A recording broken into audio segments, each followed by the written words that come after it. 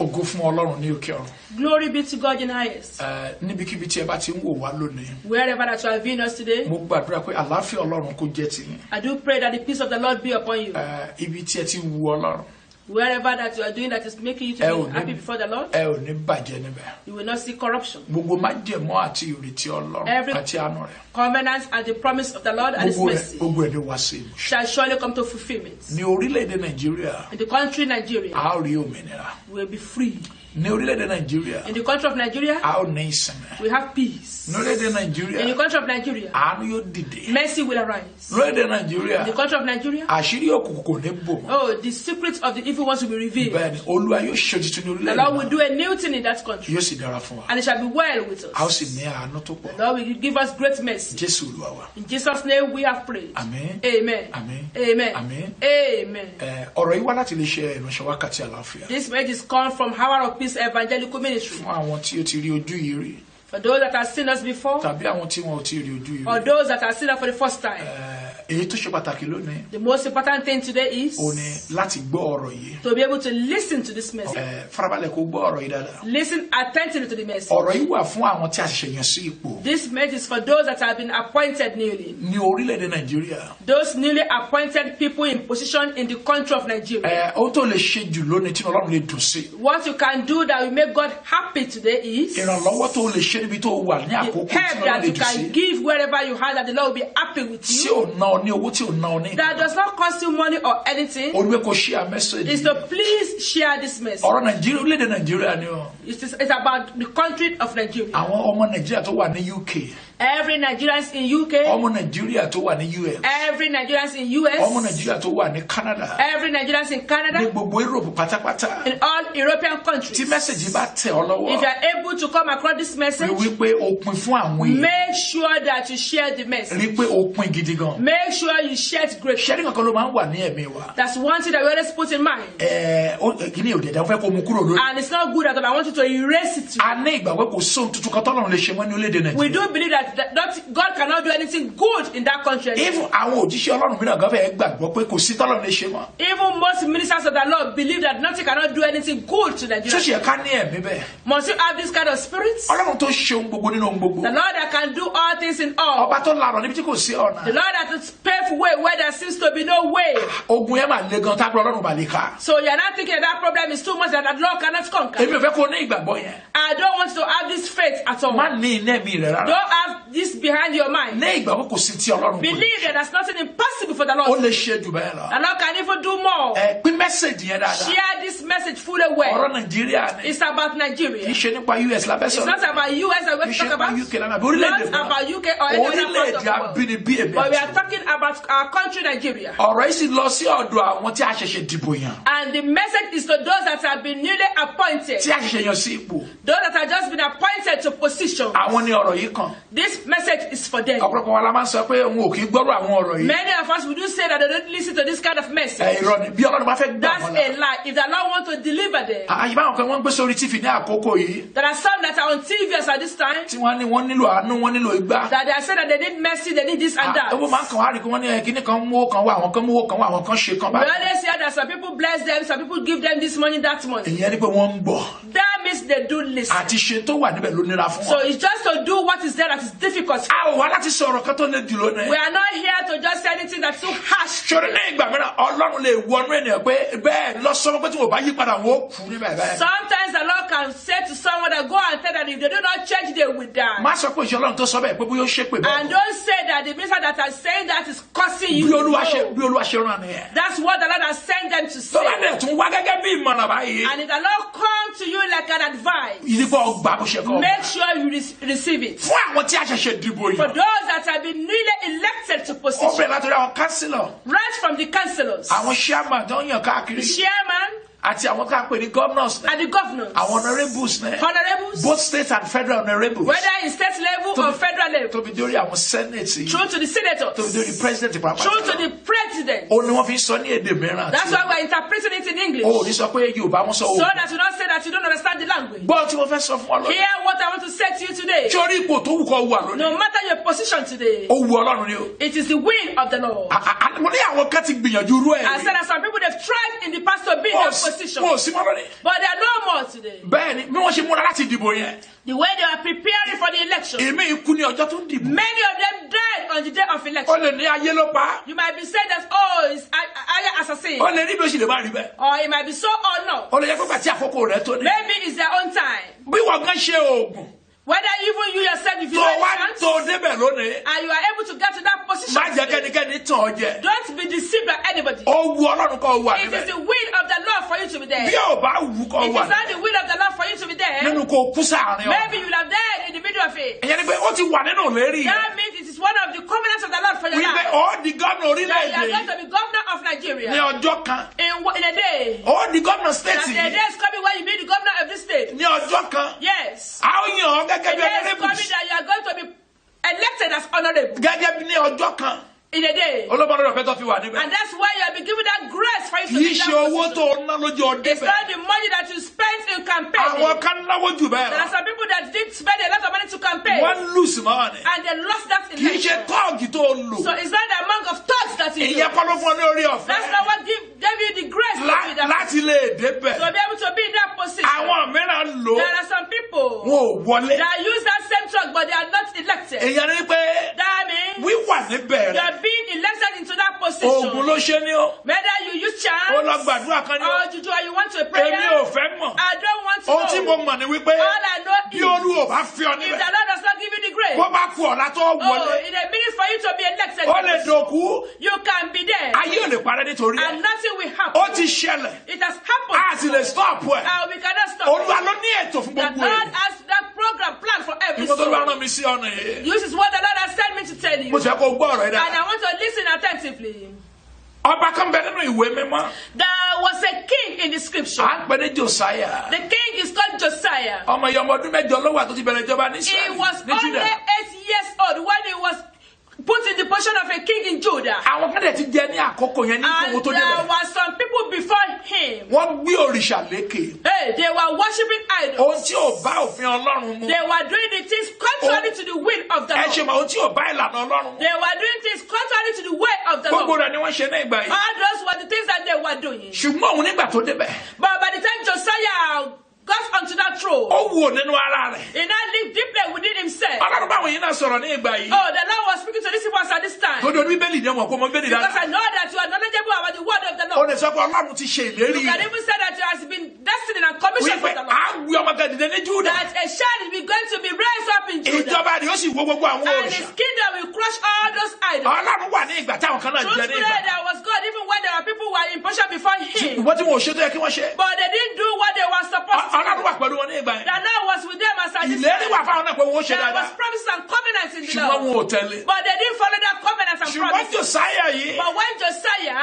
ní ìpinnu ní ọkàn rẹ̀. now came to show, he now decided within himself pẹ̀lú ohun tí ọlọ́run sọ fún. to do what the Lord has said unto ó him. wá pinnu láti fọ He now gbogbo. decided to now break down all those ohun bars. gbogbo tí wọ́n ṣe ní àkókò. Everything that they did as at this time. lẹ́yìn kó wọn tó dé ibẹ̀. Before he got to that ó pa position, gbogbo rẹ̀ rẹ́. he destroyed them all. ẹ bá mi kàwé 2 Kings chapter 23 1-5 kí tó sọ̀rọ̀ mi torí kì í ṣọ̀rọ̀ tí ó pọ̀. The book of 2 King, 2 King 23, verse 1-5. Yes. Ọba sì ránṣẹ́, wọ́n sì pe gbogbo àwọn àgbà Júdà àti Jerusalem jọ sọ́dọ̀ rẹ̀.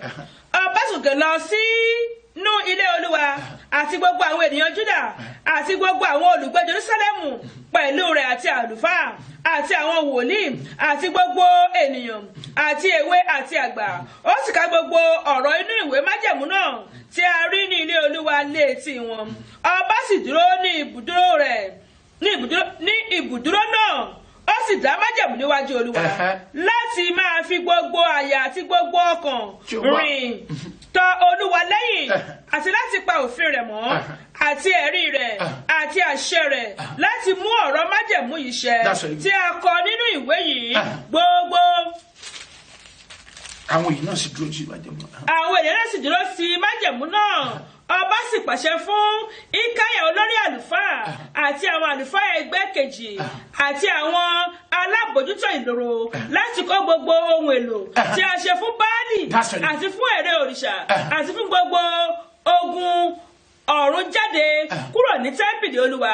Ó sì sún wọ́n lẹ́yìn òde Jerúsálẹ́mù nínú pápá pápá Kídrónì ó sì kó ẹrù wọn lọ sí Bẹ́tẹ́lì ó sì dá àwọn bàbá lóríṣà lẹ́kùn tí àwọn ọba Júdà ti yàn láti máa sun tùràrí ní ibi gíga ní ìlú Júdà wọn ni àti ní ibi tí ó yí Jerúsálẹ́mù ká àwọn pẹ̀lú tí ń sun tùràrí fún Báálì fún òórùn àti fún òṣùpá. ẹsẹ̀ karùn-ún ni o. bẹ́ẹ̀ni sọ àti fún àmì méjìlá ìràwọ̀ àti fún gbogbo ogun ọ̀run. ojú òní tí màmá wa. amen. ó dá wọn lẹ́kun. stop them. láti lè máa gbé òrìṣà lékè. to be able to worship Baals. rántí pé wọ́n sọ bẹ́ẹ̀ kó dúró níwájú májè gbogbo yẹn náà dẹ̀ dúró níbẹ̀. remember that it was being said that he stood before the covenant and there were lots of people there. ebolo na pè ní swearing in tí wọ́n ń gbé táwọn adájọ́ ń gbé ìwé bíbélì àti tẹ́ gbàgbọ́ lé yìí lọ. is that not what's being referred to as being swearing in? àwọn èpè yìí ni òkì kù ní orí ọ̀pọ̀lọpọ̀. those courses those oaths that you took when you were swearing in is what is affecting many people. wọ́n rò pé normal thing ni. they be thinking that it's a normal thing. wọ́n bá ti gbélé èèyàn lọ́wọ́. once you are being given. o lè sọ tó wù ẹ́ níbẹ̀. you can say whatever. kò sì rí òfin yẹn. and then go contrary to that way. ìwọ tí a yàn ni à ń bá mi sọ̀rọ̀ lónìí. I'm talking to those of you that has been elected today. gbọ́ ọ̀rọ̀ yìí dáadáa. hear this message. ṣé bí wọ́n rí tí ẹnìkan ṣe. you saw what some people did. nínú ìjọba rẹ̀. in his own kingdom. Debo rí àbùkù tó kàn. You saw what they did and how they were being pulled down. Nínú àwọn ìbò tẹ ẹ̀dì tán yìí. Even in the election that just went by. Ní ìlú yìí àti ní ìlú gbogbo. In your own town and in some other places. Tó gbẹ́kẹ̀lé agbára rẹ̀. All those who rely upon their own power. Ó gbẹ́kẹ̀lé àwọn ènìyàn tí kò. They rely upon people that they were using. Kò mọ̀ pé Ọlọ́run ju gbogbo They ènìyàn lọ. didn't know that God overcome all those people. people. Ibi ẹ̀kẹ́ ti máa wo pé kò sí tọ́lọ́ wọn ò lè ṣe nìyí. That's why you're supposed to be able to see that there's nothing impossible for the Lord. Tó bá lè ṣèjì àwọn alágbára tó wà ní ìletò tí wọ́n ti yàn wọ́n tó ṣèjì wọn kúrò níbẹ̀. If power can change hands. Pẹ̀lú God bless you ma. Amen. Tí agbára bá lè yí ọwọ́ padà. So if power can change hands. Ní ìlú rẹ̀. In your own town. Ẹnìkan tó gbẹ́kẹ̀lé pé òun lò wọ́n tún wọlé padà sẹ́. Someone that have that strong belief that is going to be the one in that position. Tó dẹ̀ lose. And lost that election. Kí ló dé tí ò lè ṣe gbogbo orílẹ̀-èdè? So why is it that the Lord cannot do the whole nation? Ó tí Ọlọ́run ó ṣe kọ́ ni mo sọ fún ọ lónìí. I don't want to come and tell you what the Lord wants to do. Ohun tó rán ìwọ tá a ṣẹ̀ṣẹ̀ yàn sípò But tí ó ṣe. what the Lord has sent you that has been newly elected is what I'm here to tell you. Kí ló tí wo kẹ́kọ̀ọ́ lára wọ àwọn kan bẹ́ẹ̀? Why won't you learn from those that have done it in the past? Kí ìwọ ní ìlànà titun. So that you can now have a new dimension to the way you want to do it. Kí ìwọ ní àgbékalẹ̀ tó dára. So that you can have a laid structure. Kí àwọn ènìyàn kan má gbàgbé. So that people will not forget. Kó má lè sí ẹnikẹ́ni tí ó lè gan ìjọba. So that there will be nobody to be able to pull down your own kingdom. Wípé ọkùnrin máa ṣiṣẹ́ tó pọ̀. So that people can now testify to your work in that kingdom. Kí ló tí wo ní kẹ́kọ̀ọ́ nínú nǹkan wọ̀nyí? Why won't you learn from all this? Kí ló tí wo ní gbàgbé ìbùkún tí wo rí ní àkókò yìí? Why don't you forget about those blessings that you want to inherit as at this time? Nígbà tó jẹ́ pé òṣìṣẹ́ ó kulẹ̀ rí owó nínú tó wà yìí. Once you know that whether you work or you don't work, you are going to get rich in this election. Kí ló tí wo ronú pé èmi náà máa bí ọmọ mo mà ní ìyàwó? Why don't you meditate that you yourself, you have your own children and you have your own wife? Mo fẹ́ kí àwọn ọmọ mi kó tẹ̀síwájú. I want my own children to progress. Kí ló tí ẹ̀mí àwọn ènìyàn ní ṣe wọ ní àkókò yìí? Why don't you value the life of the people as at this time? Èmi náà máa ní arúgbó nílé. That even myself, I had old people at home. Ìyá kan ló máa bí bàbá kan ló bí èmi So náà. somebody get back to me. Bí Ọlọ́run bá bùkún mi. If the Lord does not bless me, bó o láyé tiwọn náà ó ṣe rí. I will not be able to bless all these people. Kí ló tí wo ò ní ronú? Why don't you think deeply? Kò ní ètò fún àwọn To àgbàlagbà. be able to have programs and something to do for the elderly. Ìyá tá a fi jẹ àwọn kan ní àkókò kan. So that some people that were being punished in the past. Tí ò jẹ́ kí ìjọba wọn ní èrè. That does not allow their kingdom to have great reward. Èmi ò ní ṣe tèmi I'm bẹ́ẹ̀. not going to work in that way. Kí ló tí ó jẹ́ kí àwọn èèyàn ṣì ọ́ darí? Why will you allow people to mislead you? Bá a ṣe ṣe àwọn kan darí. Just as some people were being misled. Àwọn tó kúrò lónìí. Those that were not there anymore. Ó ti di ìtàn. It's a snap history. Inú ilé wọn ni wọ́n wọ̀ lọ. They are now in their home. Mi ò fẹ́ gbà wá ní àkókò. I don't want to waste that time. Jòsáyà tá a ń sọ̀rọ̀ rẹ̀ yìí. Josiah that we are talking about. Wọ́n kọ gbogbo ohun tó ṣe wọ́n kọ́sẹ̀ sínú ìwé ìrántí àwọn ọba Júdà. Everything that he did was being written in the book of remembrance for the kings of the Judah. Ọmọ gbogbo kan ogun náà mo padà wá sí ìrántí. Oh, don't you know that we are going to bring everything back to remembrance? Gbogbo ẹ̀kọ́ lówó lè ṣe. It's not everything that money can solve. Owó ò lè dá ogun dúró lórí àwọn ọmọ rẹ̀.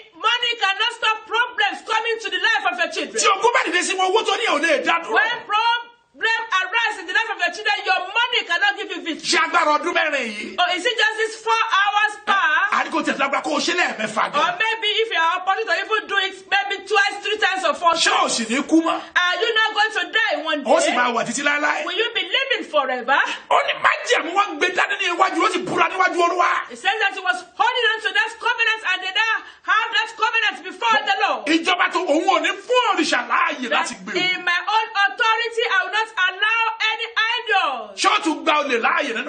Will you allow stealing in your own kingdom? Rántí báwọn tó fà wọlé tí wọ́n dìbò wọ́n yan ní àkókò yìí. Remember those that voted you in. Àwọn náà ni wọ́n dìbò yan àwọn kan tí wọ́n fà jáde ní àìpẹ́. They were the same people that voted for those that were now removed. Bó o bá sì ń dọ́gbọ́n sí o lè dọ́gbọ́n sí fún ìgbà mẹ́wàá. And if you are cutting corners towards it, you cannot go forever. Ọba dọjọ́ kan wọ́n gbé ọkọ bẹ̀ wọ́n ló One kú. day you will be removed from that position. Bó o bá fẹ́ kúrò ikú lè mú ọ kúrò Even níbẹ̀. if you do not want to leave that position, what about if death come upon Bó you? o bá fẹ́ kúrò níbẹ̀ àlàáfíà ara tí òpin lè mú ọ kúrò What níbẹ̀. happened to your own air?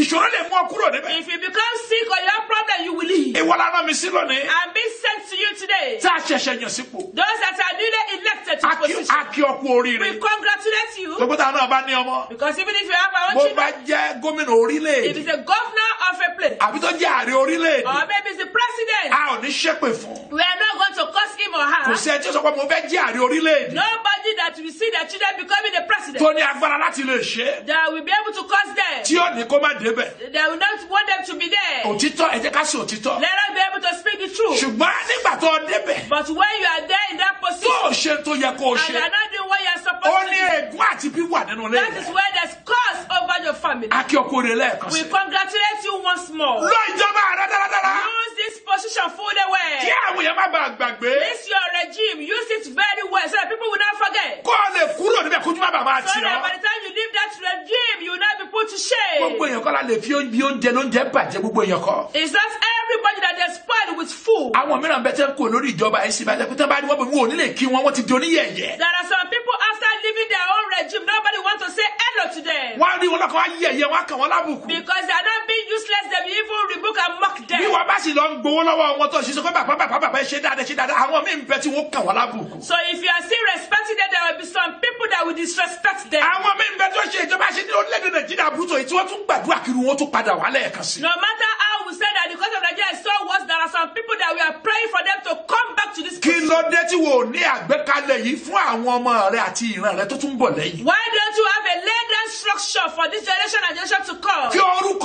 orúkọ yìí kó lè máa tẹ̀síwájú kó lè jẹ́rìíre nínú ìdílé So yìí. that your name can have good story, good history in your family. Torí bá gbọ́ láti sin ènìyàn ni. Because you are being put there to come and serve, Olùgbé fún ara rẹ nìkan ni. not for Tí wọ́n yourself. náà rìnrìn àjò wá lu èyìnbó. You do travel to this part of the Ṣé bí world. wọ́n ṣe ń ṣe ìjọba You wọn? see the way that they govern their country. Tí ẹ ó ṣe ṣòro ṣe. Why will it be difficult for you to Ẹ fi ránṣẹ́ sí àwọn ìgbìmọ̀ tó wà ní send presidential. this to all those in presidential assembly? Ẹ fi ránṣẹ́ sí wọn. Send it to them. Ohun tí mo sọ fún ọ ní òní. What I'm saying to you Jẹ́ kí today, ìjọba àti ẹ yìí. let this your regime, Jẹ́ kó ní ayọ̀. let it have joy, Jẹ́ kó ní àkọsílẹ̀ rere. let it have very good history, and Olúwa yóò sì ràn ọ́ lọ́wọ́. the Lord will help Ṣé ẹ you. ti rí ẹ̀yin tí ẹ jẹ́ tí ẹ ń bá wọn ṣiṣẹ́ tí ẹ jẹ́ ìsọmọgbè tẹ́ ẹ bá wọn ṣiṣẹ́? And those of you that are working with them, Ogun tó ń jẹ ọ̀pọ̀lọpọ̀ yín pọ̀. you have so much problems. Ẹ̀yin gangan ní ìṣòro orílẹ̀-èdè. You are the problem of our nation. Ọ̀pọ̀lọpọ̀ ní tí ń ti òkè wá.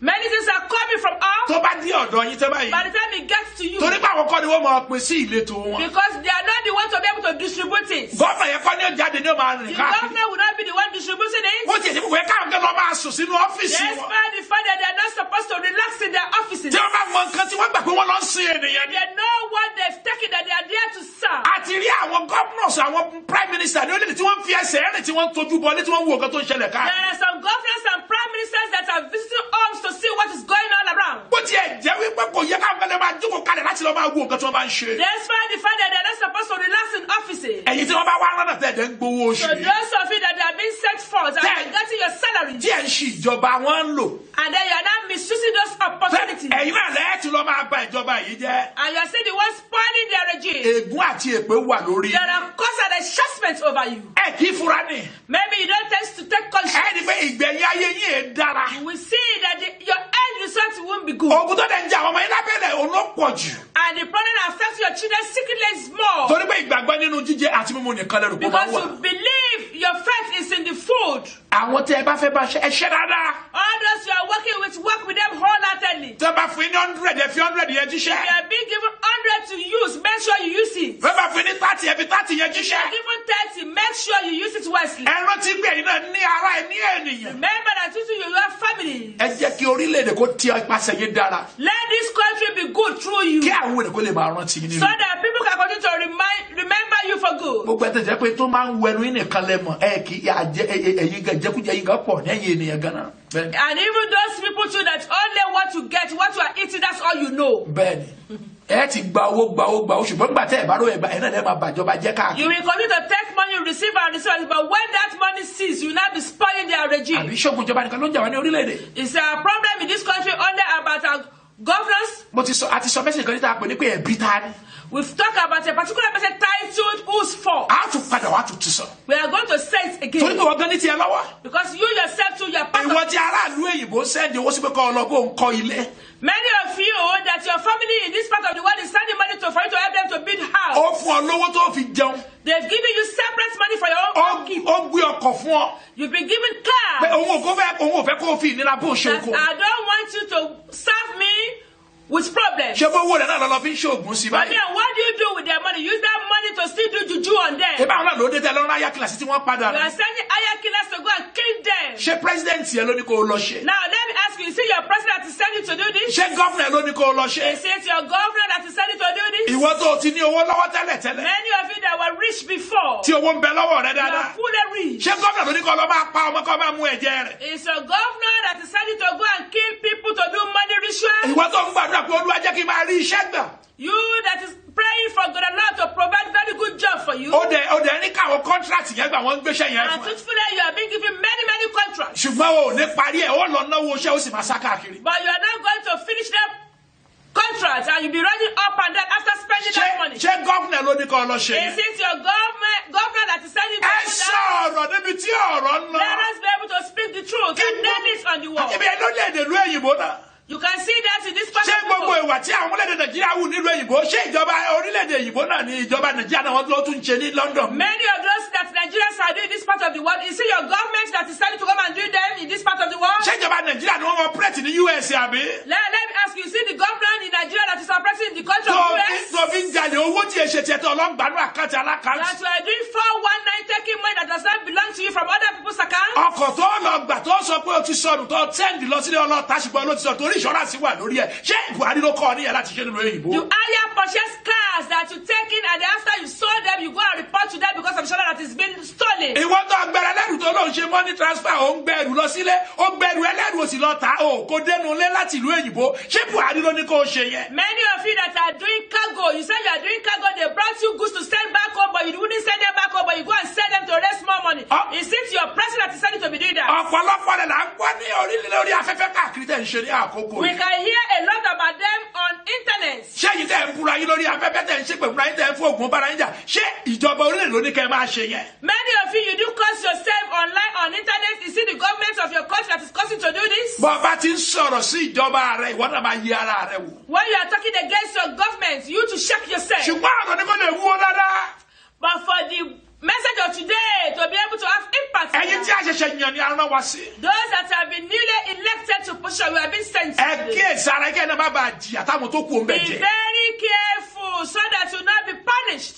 Bẹ́ẹ̀ni kí ìbínú Ọlọ́run kó lè kúrò lórí. So that the wrath of the Lord cannot go away from you. Ìwọ ṣe ìjọba tiẹ̀ dáadáa. Make sure that you do it right. Gbìyànjú ṣe tó yẹ kó ṣe. Try and do what you are supposed to Má do. disappoint àwọn tó dìbò fún ọ. Don't disappoint those that have voted for Ohun you. gbogbo tó kọ kó ṣe ni kó ṣe. Everything that you promise that you are going to do, make sure you do it. Má fi àìsílẹ̀ kan láti jẹ́ kí wọ́n ba ìjọba rẹ Don't jẹ́. allow anybody to spoil your own regime. Ohun tó yẹ kó tojúbọ̀ lọ tojúbọ̀. What you are supposed to see and focus on, make sure you focus on. Àwọn tí a gbéṣẹ́ pẹ̀lú pé wọ́n lo màtíríà tó yẹ kí wọ́n lò. All those that are giving that contract, make sure you inspect it and make sure that they are doing it right. Ohun tẹ́ ẹ̀ ṣe má máa kéde rẹ̀ fún àwọn ẹ̀bẹ̀ ti ṣe. And what you are yet to do, don't broadcast and announce that you've done it already. Ṣé bí wọ́n yẹ̀ yí síbẹ̀ ni?